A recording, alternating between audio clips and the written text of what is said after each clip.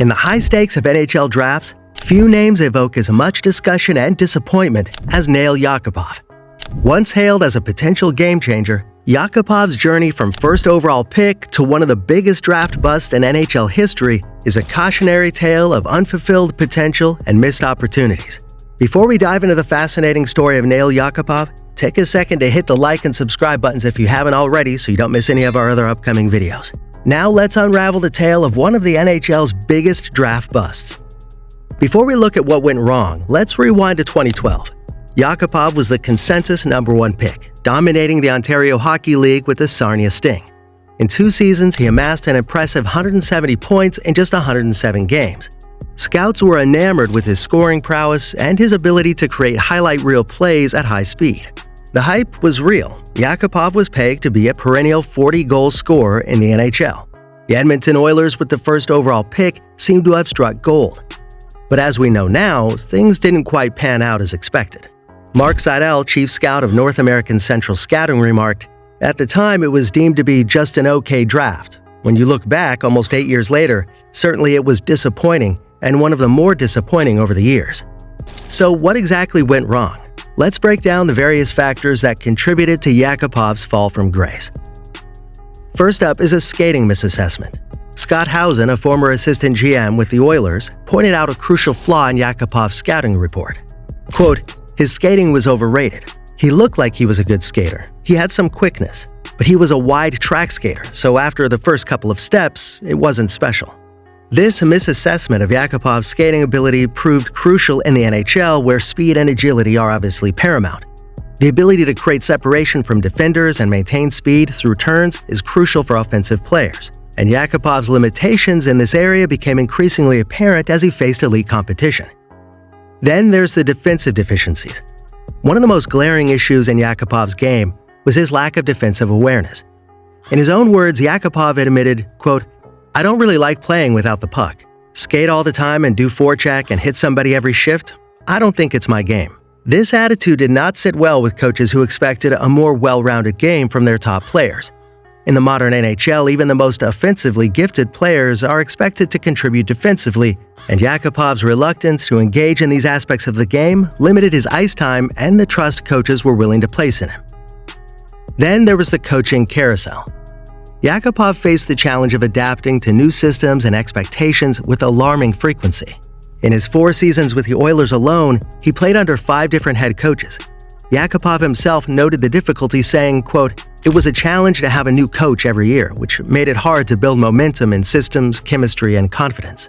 This constant change in leadership and tactical approach can be particularly challenging for young players still trying to establish themselves in the league."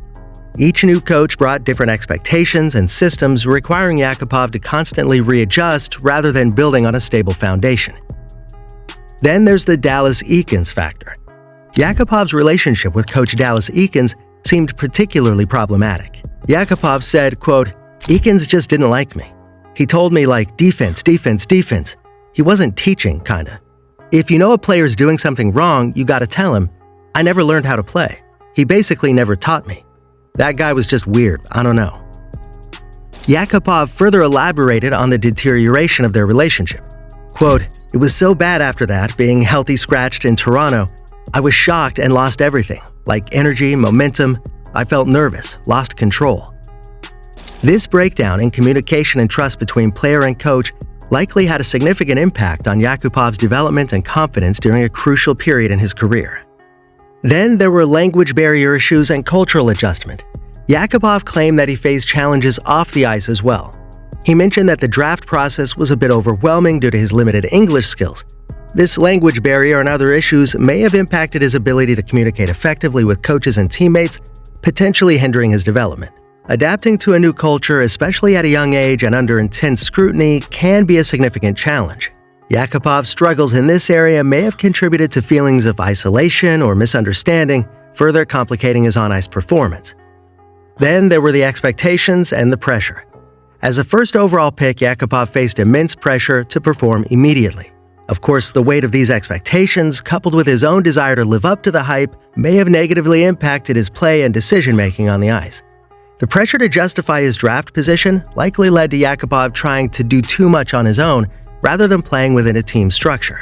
This likely explains some of his on-ice decision-making issues and his tendency to overhandle the puck. Then there's the Oilers' organizational issues.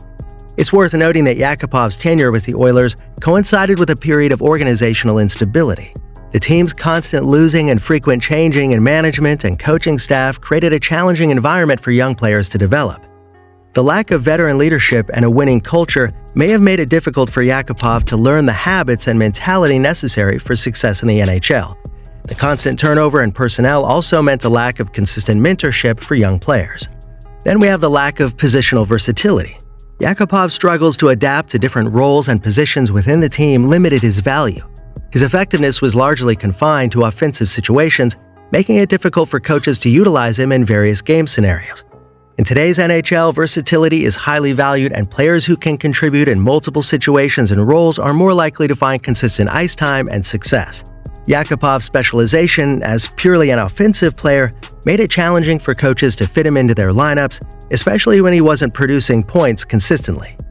Then there's the NHL adjustment. The transition from junior hockey to the NHL proved more challenging than anticipated for Yakupov. The increased speed, physicality, and tactile complexity of the professional game exposed weaknesses in his play that weren't as apparent at lower levels. Many young players struggle with this adjustment, but Yakupov seemed to have particular difficulty adapting his game to the pro level.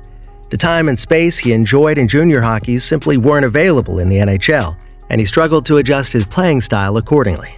Then there were his work ethic and practice habits. While Yakupov's work ethic wasn't universally criticized, there were concerns about the focus of his practice habits. Some observers noted that he tended to prioritize working on his shot over addressing other aspects of his game that needed more improvement. Effective practice and training are obviously crucial for player development. If Yakupov wasn't focusing on the right areas for improvement, it could have significantly hampered his ability to address the weaknesses in his game. While opinions vary on the exact reasons for Yakupov's struggles, there are a few factors that most analysts and insiders seem to agree on. For example, lack of hockey IQ. Perhaps the most commonly criticized issue was Yakupov's struggle to read the game at NHL speed. His decision-making often seemed a step behind, leading to turnovers and missed opportunities. This deficiency became increasingly apparent as he faced more sophisticated defense systems and tactically aware opponents. Then we have inconsistent effort. While Yakupov's enthusiasm was never in question, his ability to maintain a consistent level of effort, particularly in less glamorous aspects of the game, was frequently criticized.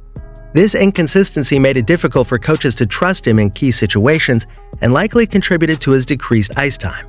Then there was his difficulty adapting. Yakupov's struggles to adapt to different coaching styles, systems, and roles became increasingly apparent as his career progressed.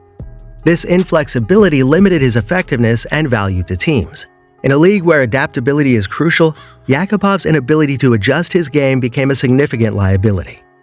Finally, we have over-reliance on natural talent. Many observers felt that Yakupov relied too heavily on his natural scoring ability and failed to develop a well-rounded game necessary for sustained NHL success.